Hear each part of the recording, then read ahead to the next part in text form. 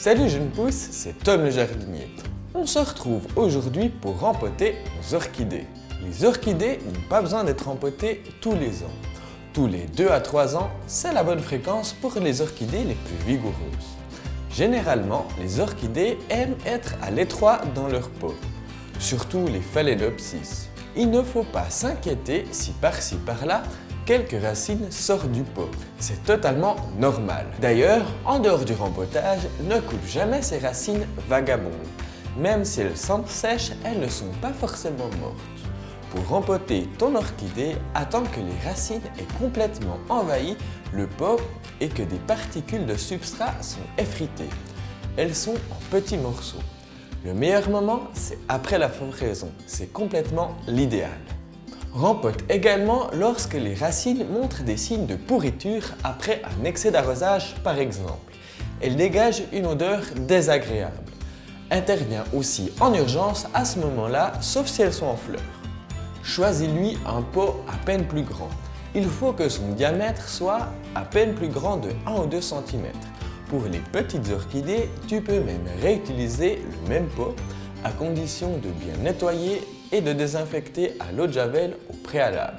Je te conseille aussi de bien le rincer pour qu'il n'y ait plus de traces avant de le réemployer.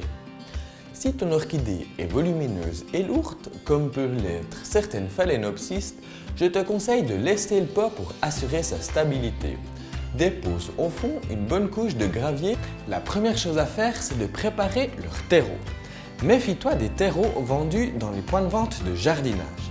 Ils contiennent souvent du terreau qui n'est pas très adapté aux orchidées. Il faut donc préparer ton substrat toi-même. Je te rassure, c'est vraiment très simple. Il faut mélanger 80% d'écorce de pin à granulométrie moyenne et 20% de billes d'argile expansées. Tu peux ajouter un peu de mousse ou sphène ou sphagnum vendu sèche à réhydrater avant usage pour augmenter le taux d'humidité. Mais attention aux excès d'eau. Pense bien à humidifier le substrat avant emploi. Deuxième chose, c'est nettoyer les racines. Dépote délicatement ta phalaenopsis en la faisant rouler son pot couché sur une surface dure pour décoller la motte et les racines de la paroi. Tire très doucement et délicatement ensuite à la base des feuilles.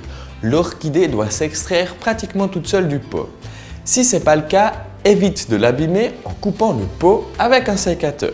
Ôte à la main un maximum de particules de substrat emprisonnées dans les racines, sans les blesser.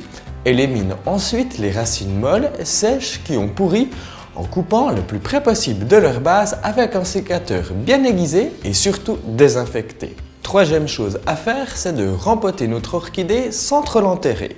Je te conseille de remplir le pot à peine plus grand que le précédent avec le substrat qu'on a préparé juste avant, bien humide jusqu'à la mi-hauteur. Tu places la plante au centre du pot et tu la tiens de telle façon à ce que la jonction entre les feuilles et les racines se retrouve au niveau du bord de ton pot. Étale délicatement ces racines autour d'elle. Comble avec le même substrat sans couvrir la base de l'orchidée, le point de départ des feuilles. Tu tasses de temps en temps en enfonçant verticalement un bâtonnet en évitant de blesser les racines. Je te conseille aussi de tapoter sur le pot. Il faut attendre l'émission de nouvelles racines, 2 à 3 semaines plus tard, avant de réarroser.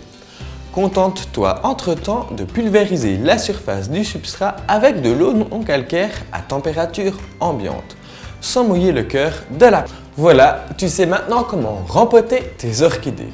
On se retrouve tout bientôt. Ciao jeunes pousses. Hey, merci d'avoir suivi ma vidéo. Abonne-toi à ma chaîne et mets un petit pouce vert.